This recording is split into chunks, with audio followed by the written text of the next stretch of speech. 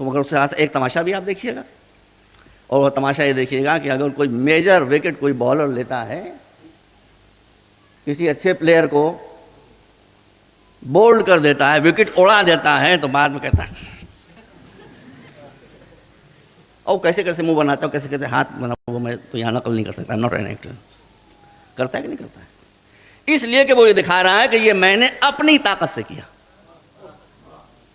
چونکہ اس کو غرور ہوتا ہے کہ میں نے اپنی طاقت سے کیا، اس لیے اپنے مسلز دکھاتا ہے. وہ جب علی نے در خیبر اکھاڑ کر پھینکا تو اپنے مسلز نہیں دکھائے، فرمایا ما قلعت باب خیبر بقوت جسمانیہ بل قلعتها بقوت ربانیہ. میں نے یہ جو دروازہ اکھاڑ کر پھینکا ہے، یہ اپنے ہاتھ کی طاقت سے نہیں پھینکا ہے، اللہ کی طاقت تھی جو میرے ہاتھ میں کام کر رہی.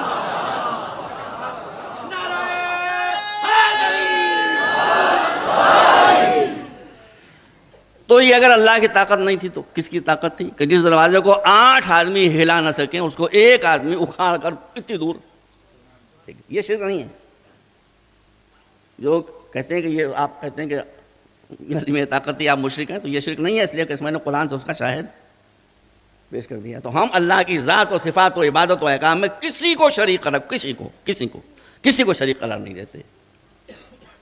ہم سارے انبیاء پر ایمان رکھتے ہیں، حضور کو افضل کائنات سمجھتے ہیں بعد از خدا.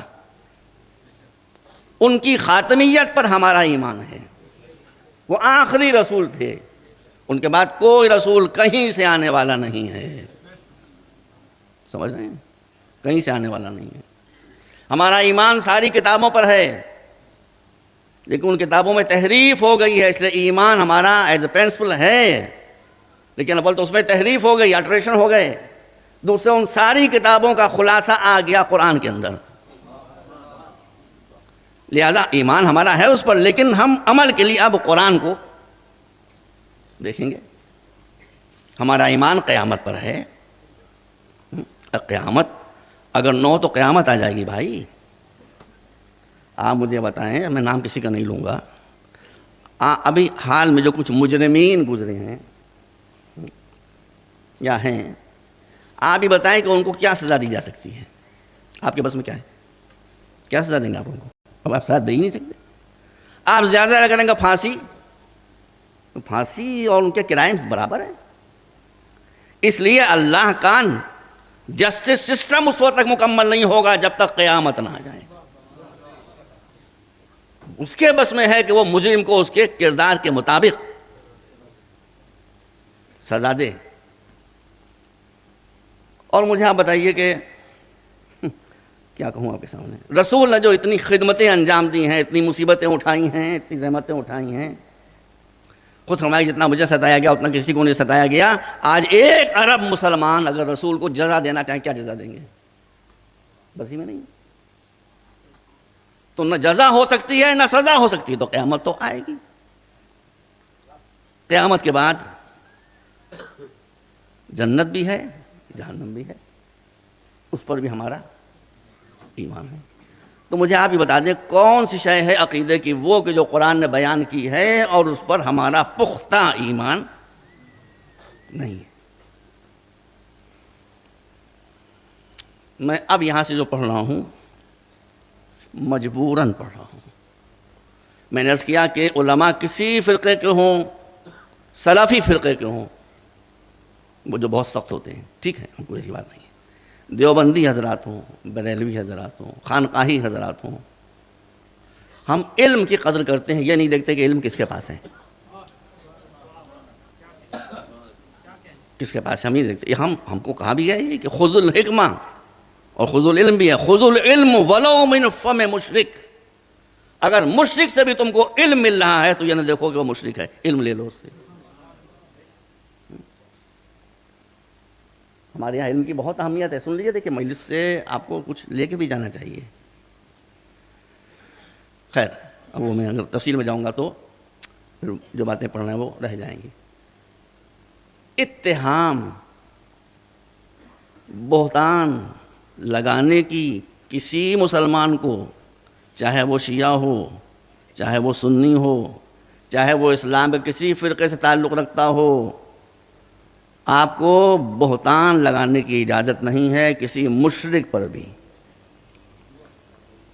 کسی کافر پر بھی آپ بہتان نہیں لگا سکتے، اس لیے کہ اگر آپ قرآن کو پڑھیں گے تو پورے قرآن میں آپ کو دکھائی دے گا کہ جہاں ایمان ہے وہاں صرف سچی بات کہی جا رہی ہے، اور جہاں کافروں کے سربراہ ہیں وہ جواب میں بہتان لگا رہے ہیں۔ حضرت موسیٰ نے فرعون سے وہی کہا جو وہ کہتا تھا، اس نے نہیں کہا کہ تم غلط کہہ رہے ہو، مگر اس نے پلٹ کر کیا کہا؟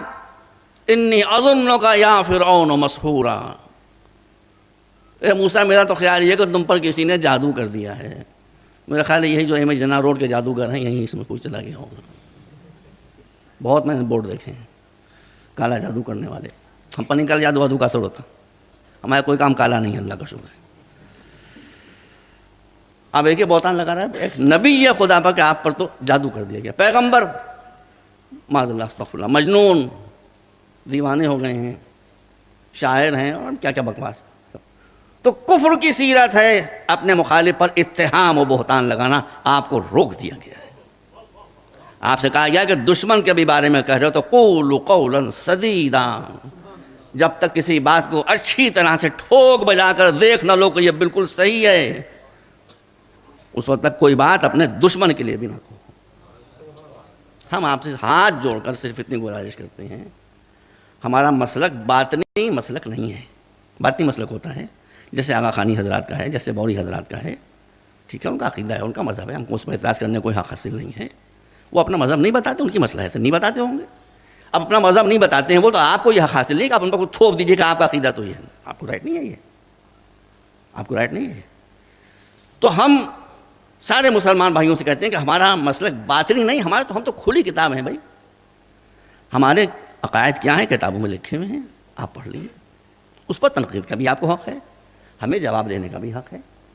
گفتگو رسول کو حکم دیا گیا ہے کہ مشرکوں اور کافروں سے بھی گفتگو کیجیے تو بڑے خوبصورت انداز میں گفتگو کیجیے، تو ہم تو کلمہ گو ہیں، آپ ہم سے گفتگو کریں مگر یوں نہیں کہ منہ سے تھوک اڑ رہا ہے، وہ آنکھیں نکلی پڑ رہی ہیں اور چہرہ لال ہوا جا رہا ہے، ایسا نہ کیجیے، آپ ہم کو سمجھائیے، اگر غلط بات ہمارا کوئی عقیدہ غلط ہوگا مان لیں، اس میں کون سی بات ہے، نہیں تو اپنی بات آپ کے سامنے رکھیں گے، اتہام مت لگائیے۔ اب یہاں سے جو میں آپ کے سامنے باتیں عرض کر رہا ہوں اس کے لیے میں اپنے مسلمان بھائیوں سے گزارش کروں گا، please don't go to mills, ملاؤں کے پاس نہ جائیے، ملا کبھی سچ نہیں بولتا، سچ بولے گا تو اس کی روٹی روزی کہاں سے آئے گی، وہ کہیں سچ اس لیے بھی نہیں کہہ سکتا کہ اسے کچھ پتہ ہی نہیں ہے، وہ کہے گا کیا آپ سے، تو وہ تو جھوٹ بولنے کے لیے بیچارہ مجبور ہے، چاہے میرا ملا ہو چاہے آپ کا ملا ہو۔ اب جو میں باتیں کہہ رہا ہوں، میں نے کل مثال کے طور پر 2 نام لیے تھے، بھائی اسی کراچی میں نے عرض کیا تھا جسٹس تقی عثمانی صاحب ہیں، میرے ان کے تعلقات ہیں، ان کی خدمت میں حاضر ہو چکا ہوں، مفتی رفیع عثمانی صاحب ہیں، یہ علماء ہیں، مفتی منیب الرحمان صاحب ہیں، یہ عالم ہیں۔ جو باتیں میں آپ کے سامنے کہہ رہا ہوں میں درخواست کروں گا اپنے برادران اہل سنت سے کہ اس کے بارے میں جا کر ان سے پوچھیں کہ واقعہ کیا ہے۔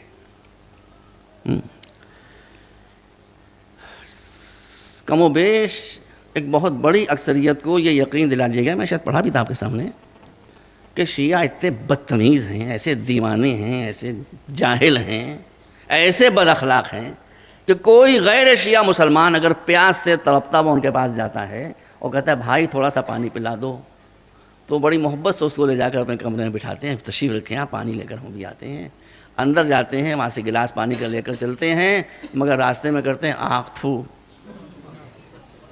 بھائی سب کو یقین ہے، بھائی میں مفتی منیب الرحمان صاحب سے گزارش کر رہا ہوں، مولانا رفیع تقی عثمانی صاحب سے گزارش کر رہا ہوں کہ کیا وہ سمجھتے ہیں کہ ہم لوگ ایسا کرتے ہیں؟ کبھی نہیں کہیں گے وہ، وَيَقُولُ قَوْلًا سَدِيدًا۔ میں ان کے وسیلے سے اپنے بھائیوں کو یقین دلانا چاہتا ہوں کہ 1500 برس کے اندر، 1500 برس کی تاریخ میں ایک شیعہ نے آج تک ایسی حرکت نہیں کی ہے، نہ صبح قیامت تک کرے گا، اس کا میں ذمہ دار ہوں۔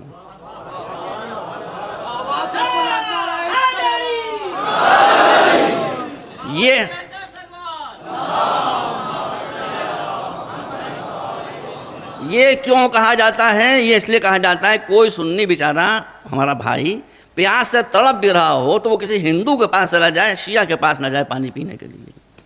گیپ. کون جائے گا تھوک پینے کے لیے بھائی؟ کون جائے گا تھوک پینے کے لیے؟ میرے پاس ایک خاتون آئی تھیں باہر کی، شاید میں نے پڑھایا کہ نہیں پڑھایا یاد نہیں. اب وہ میں جب نکلا ان کا استقبال کرنے کے لیے کالج کے پورٹیکو میں، تو وہ وہاں سے آئی تھیں، میں یہاں کا تھا، میں بونا، وہ قطب مینار. تو میں جب جا کر ان کے سامنے اپنی گاڑی سے اتری اور میں ان کے سامنے کھڑا ہوا تو واقعی مجھے محسوس ہوتا تھا کہ جیسے ایک لوکی کے سامنے ایک کھیرا کھڑا ہوا ہے. واللہ یہی معلوم ہوتا تھا، میں خود کیا بتاؤں، یہ معلوم ہوتا تھا کہ لوکی کے سامنے ایک کھیرا کھڑا ہوا ہے. مگر میں نے اللہ کا شکر بھی ادا کیا کہ میرے چھوٹے قد ہونے کا مجھے یہ فائدہ پہنچا کہ مجھے ان سے سر اٹھا کر بات کرنا پڑی، ان کو سر جھکا کر بات کرنا پڑی. یہ فائدہ تو مجھے ضرور ہو بھائی. میں مجبور تھا، میں تم سے یوں بات کر رہا تھا اور وہ یوں بات کر رہی تھی، تو میرا سر ان کے ساتھ اٹھا ہوا تھا، ان کا سر میرے سامنے جھکا ہوا تھا. اب وہ آئیں، میں تفصیلات پہ نہیں جاؤں گا بھائی، اشارہ کر دوں. انہوں نے یہ کہا کہ میں فلاں کے پاس گئی تھی، نام نہیں لیتا ہوں، میں نام پوچھا تھا، میرے دل میں بات آئے. تو انہوں نے جہاں اور چارجز لگائے، بہت سے چارجز تھے، وہ چھوڑیے اس کو. تو انہوں نے کہا کہ یہ ایسے بدتمیز ہوتے ہیں، کوئی سن نہیں جاتا ہے، تھوک کر پانی پلاتے ہیں. میں نے کہا بھائی وہ دیکھیے غلط تو نہیں کہہ رہے ہوں گے، جھوٹ کیوں بولیں گے؟ مگر ایک بات مجھ سے آپ جا کر آپ پوچھ لیں میری طرف سے سلام کے بعد، محبتانہ سلام کے بعد، کہ آپ جھوٹ تو نہیں کہہ رہے ہیں، بات تو صحیح ہے. مگر سوال یہ پیدا ہوتا ہے کہ میں اگر کسی کے پاس پیاسا جاؤں اور مجھے سادہ پانی پلا دے، میں کہہ دوں گا آپ نے مجھے پانی پلایا. اگر نیبو کا عرق اس میں ملا دے، میں کہہ دوں گا آپ نے نیبو نچوڑ کر مجھے پانی پلایا. اگر کنو کا عرق میں کہوں گا کنو کا پلایا آپ نے.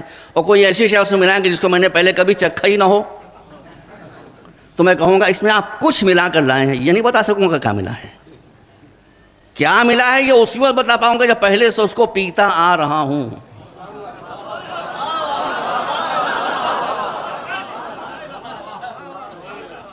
تو ہم اگر آپ کو تھوک پلاتے ہیں تو آپ نے پہچانا کیسے کہ اس میں تھوک ملا ہوا ہے اگر پہلے سے آپ تھوک پیتے ہوئے نہیں آ رہے تھے؟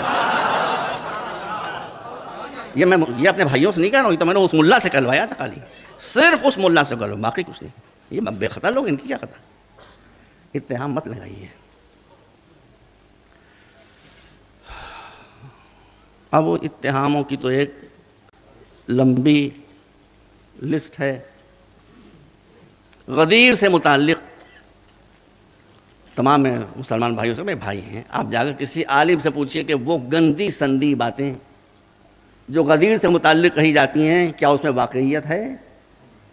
کبھی نہیں کہیں گے. یہ کیوں ہے؟ یہ اس لیے کہ غدیر وہ چشمہ ہے کہ جہاں آ کر ہر ایک کے ولایتی ہونے کا امکان ہو جاتا ہے. تو ان کا اس چشمے ہی تک نہ آنے دو. اتنی گندی گندی باتیں منسوخ کر دو کہ آدمی اس بات کو سننے کے لیے تیار ہی نہ ہو. یہ کہا جاتا ہے، کل بھی میں نے عرض کیا تھا کہ یہ گھوڑے کی پوجا کرتے ہیں. میں نے کہا بھائی ہم تو اللہ کے علاوہ کسی کی پوجا نہیں کرتے، رسول کی پوجا نہیں کرتے، تو گھوڑے کی پوجا کیا کریں گے بھائی؟ ہاں کل میں نے عرض کیا تھا آپ کے سامنے، دیکھیے ہم قرآن سے تو ہٹتے نہیں ہیں.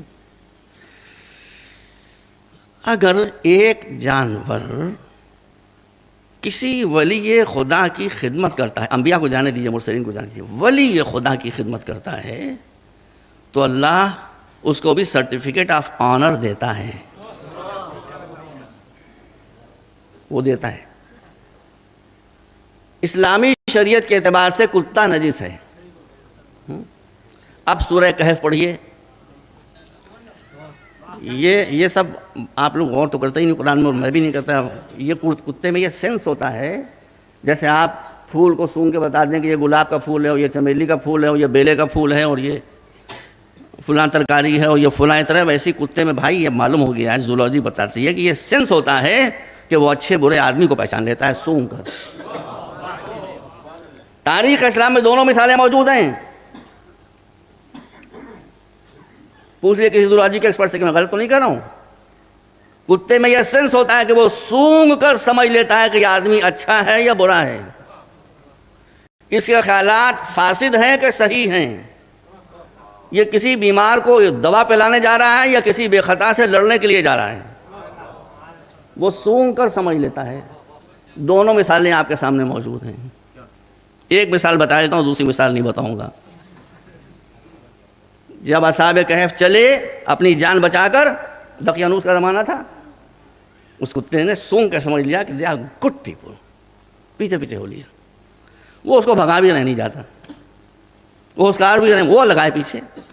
یہاں تک کہ جب وہ غار میں گئے تو غار کے دروازے پر جا کر بیٹھ گیا حفاظت کے لیے. اے بھائی, یہ تاریخ میں نہیں ہے واقعہ خالی, یہ قرآن میں ہے. قرآن میں یہ بھی نہیں کہ ایک جانور نام کلب لکھا ہوا ہے. وَكَلْبُهُمْ بَاسِطٌ ذِرَاعَيْهِ بِالْوَصِيدِ, سورہ کہف, کہ وہ کتا اس غار کے سامنے ایسے ہی ہو جیسے کتے بیٹھتے ہیں, پیر ہاتھ پھیلائے ہوئے بیٹھا ہوا ہے حفاظت کی غرض سے, اور وہ اتنا خطرناک ہے کہ اگر دیکھو تو ڈر جاؤ. جی اب مفسرین کیا کہتے ہیں؟ جنت میں صرف پاک لوگ جائیں گے, یہ بات یاد رکھیے گا. نجس لوگ نہیں جا سکتے جنت میں, نجس شے جنت میں نہیں جا سکتی. جیسے مسجد میں کوئی نجس شے نہیں جا سکتی, جنت میں کوئی نجس شے نہیں جا سکتی. لیکن مفسرین اہل سنت لکھتے ہیں, پوری ذمہ داری سے پڑھ رہا ہوں, دیکھ کر پڑھ رہا ہوں, مفسرین برادران اہل سنت لکھتے ہیں کہ صرف ایک جانور ہے کہ جو جنت میں جائے گا. اللہ ان اولیاء کی حفاظت کا صلہ اس نجس جانور کو یہ دے گا کہ اسے پاک کرے گا اور ان کے ساتھ جنت میں بھیجے گا. اب میں آپ کے سامنے ایک بات عرض کرنا چاہتا ہوں, یہ اولیاء خدا ہے نا, یہ نبی تو نہیں ہے, یہ رسول تو نہیں ہے, یہ اولو العزم پیغمبر تو نہیں. آنکھیں کھول کے پڑھا کیجیے قرآن. مگر یہاں مصیبت تو یہ ہے کہ جب ہم قرآن پڑھنے بیٹھتے ہیں تو پہلے تو آنکھیں بند کر لیتے ہیں, پھر کان پر بھی ہاتھ رکھ لیتے ہیں.